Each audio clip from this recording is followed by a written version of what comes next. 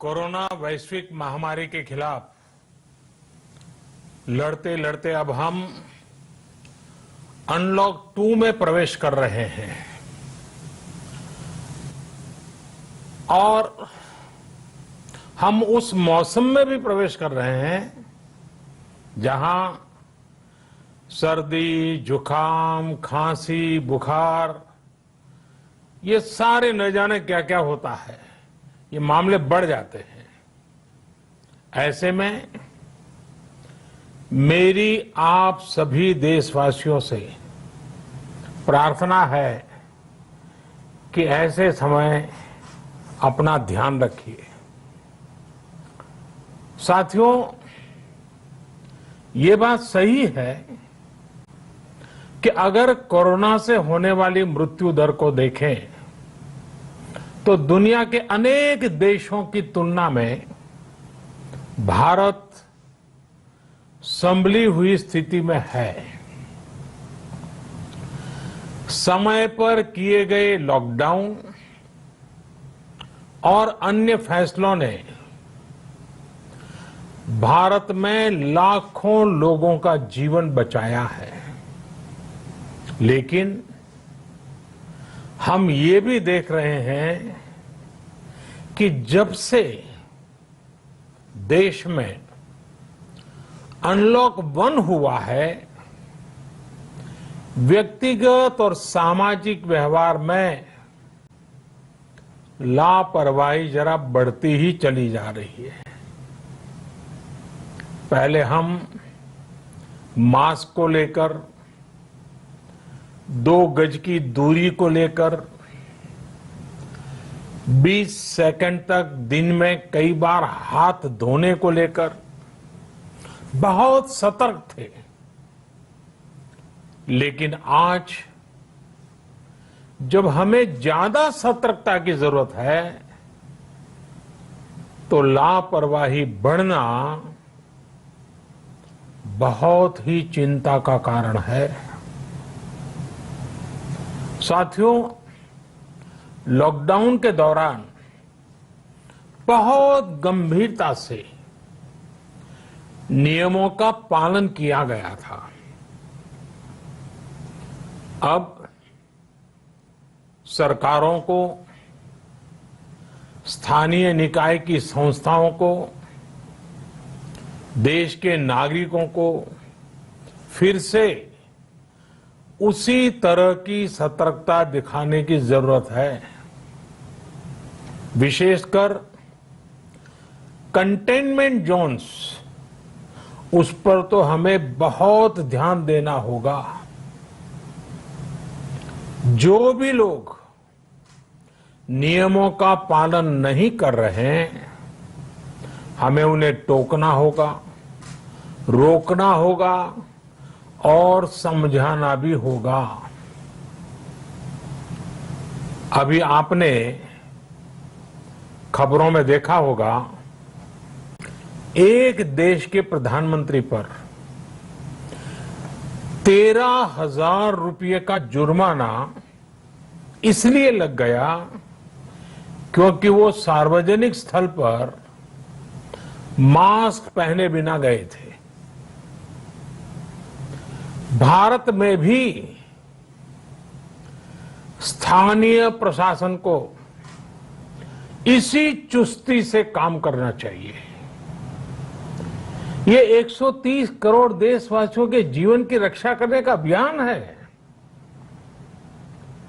भारत में गांव का प्रधान हो या देश का प्रधानमंत्री, कोई भी नियमों से ऊपर नहीं है।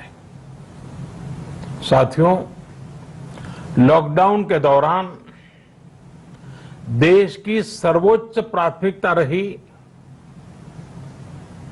ऐसी स्थिति न आए कि किसी गरीब के घर में चूल्हा न जले। केंद्र सरकार हो, राज्य सरकारें हो, सिविल सोसाइटी के लोग हों, सभी ने पूरा प्रयास किया कि इतने बड़े देश में हमारा कोई गरीब भाई बहन भूखा न सोए। देश हो या व्यक्ति, समय पर फैसले लेने से, संवेदनशीलता से फैसले लेने से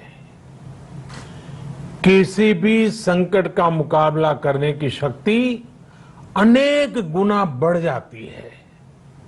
इसलिए लॉकडाउन होते ही सरकार प्रधानमंत्री गरीब कल्याण योजना लेकर आई।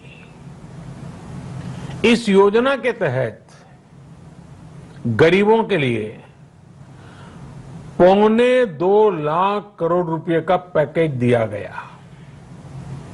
साथियों, बीते 3 महीनों में 20 करोड़ गरीब परिवारों के जनधन खातों में सीधे 31,000 करोड़ रुपया जमा करवाए गए हैं। इस दौरान 9 करोड़ से अधिक किसानों के बैंक खातों में 18,000 करोड़ रुपए जमा हुए हैं। इसके साथ ही गांवों में श्रमिकों को रोजगार देने के लिए प्रधानमंत्री गरीब कल्याण रोजगार अभियान तेज गति से आरंभ कर दिया गया है। इस पर सरकार 50,000 करोड़ रुपए खर्च कर रही है। लेकिन साथियों, एक और बड़ी बात है जिसने दुनिया को भी हैरान किया है, आश्चर्य में डुबो दिया है। वो ये कि कोरोना से लड़ते हुए भारत में 80 करोड़ से ज्यादा लोगों को 3 महीने का राशन, यानी परिवार के हर सदस्य को 5 किलो गेहूं या चावल मुफ्त दिया गया। इसके अतिरिक्त प्रति परिवार हर महीने 1 किलो दाल भी मुफ्त दी गई। यानी एक तरह से देखें तो अमेरिका की कुल जनसंख्या से 2.5 गुना अधिक लोगों को, ब्रिटेन की जनसंख्या से 12 गुना अधिक लोगों को और यूरोपियन यूनियन की आबादी से लगभग 2 गुने से ज्यादा लोगों को हमारी सरकार ने मुफ्त अनाज दिया है। साथियों, आज मैं इसी से जुड़ी एक महत्वपूर्ण घोषणा करने जा रहा हूं। साथियों, हमारे यहां वर्षा ऋतु के दौरान और उसके बाद मुख्य तौर पर कृषि क्षेत्र में, एग्रीकल्चर सेक्टर में ही ज्यादा काम होता है। अन्य दूसरे सेक्टरों में थोड़ी सुस्ती रहती है। जुलाई से धीरे धीरे त्योहारों का भी माहौल बनने लगता है।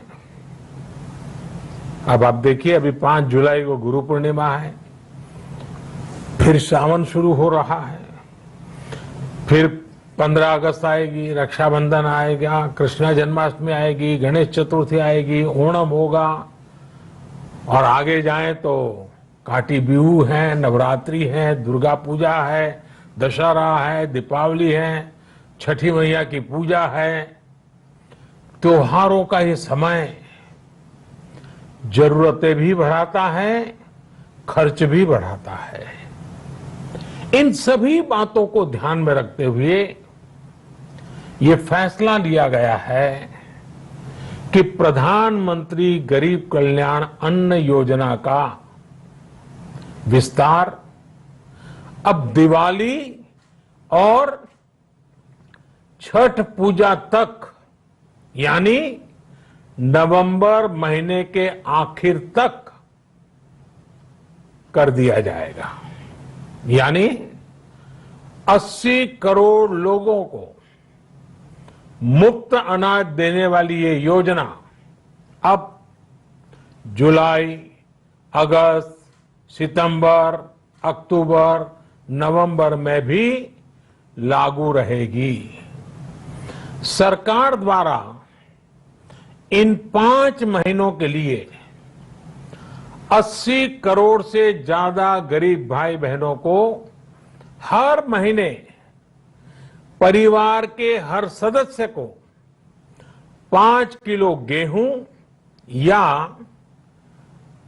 5 किलो चावल मुफ्त मुहैया कराया जाएगा और साथ ही प्रत्येक परिवार को हर महीने 1 किलो चना भी मुफ्त दिया जाएगा। साथियों, प्रधानमंत्री गरीब कल्याण अन्न योजना के इस विस्तार में 90,000 करोड़ रुपए से ज्यादा खर्च होंगे और अगर इसमें पिछले 3 महीने का खर्च भी जोड़ दें तो ये करीब करीब 1.5 लाख करोड़ रुपया हो जाता है। अब पूरे भारत के लिए हमने एक सपना देखा है। कई राज्यों ने तो बहुत अच्छा काम भी किया है। बाकी राज्यों पर भी हम आग्रह कर रहे हैं कि इसको काम को आगे बढ़ाएं। और काम क्या है? अब पूरे भारत के लिए एक राशन कार्ड की व्यवस्था भी हो रही है, यानी एक राष्ट्र एक ration card, one nation one ration card. इसका सबसे बड़ा लाभ उन गरीब साथियों को मिलेगा जो रोजगार या दूसरी आवश्यकताओं के लिए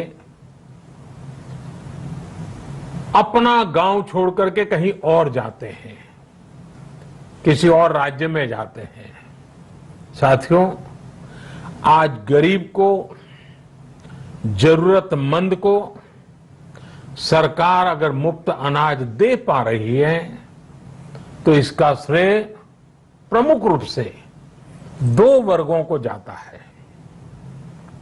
पहला, हमारे देश के मेहनती किसान, हमारे अन्नदाता, और दूसरा हमारे देश के ईमानदार टैक्स पेयर। आपका परिश्रम, आपका समर्पण ही जिसकी वजह से देश ये मदद कर पा रहा है।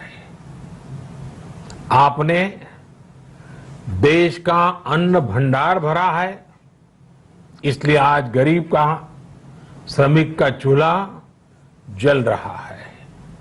आपने ईमानदारी से टैक्स भरा है, अपना दायित्व निभाया है, इसलिए आज देश का गरीब इतने बड़े संकट से मुकाबला कर पा रहा है। मैं आज हर गरीब के साथ ही देश के हर किसान, हर टैक्स पेयर का हृदय से बहुत बहुत अभिनंदन करता हूं, उन्हें नमन करता हूं। साथियों, आने वाले समय में हम अपने प्रयासों को और तेज करेंगे। हम गरीब, पीड़ित, शोषित, वंचित हर किसी को सशक्त करने के लिए निरंतर काम करेंगे। हम सारी एहतियात बरतते हुए इकोनॉमिक एक्टिविटीज को और आगे बढ़ाएंगे। हम आत्मनिर्भर भारत के लिए दिन रात एक करेंगे। हम सब लोकल के लिए वोकल होंगे। इसी संकल्प के साथ हम 130 करोड़ देशवासियों को मिलजुल करके संकल्प के साथ काम भी करना है, आगे भी बढ़ना है। फिर से एक बार मैं आप सबसे प्रार्थना करता हूं, आपके लिए भी प्रार्थना करता हूं, आपसे आग्रह भी करता हूं, आप सभी स्वस्थ रहिए, 2 गज की दूरी का पालन करते रहिए, गमछा, फेस कवर, मास्क ये हमेशा उपयोग कीजिए, कोई लापरवाही मत बरतिए। इसी आग्रह, इसी कामना के साथ मैं आप सभी को बहुत बहुत शुभकामनाएं देता हूं। धन्यवाद।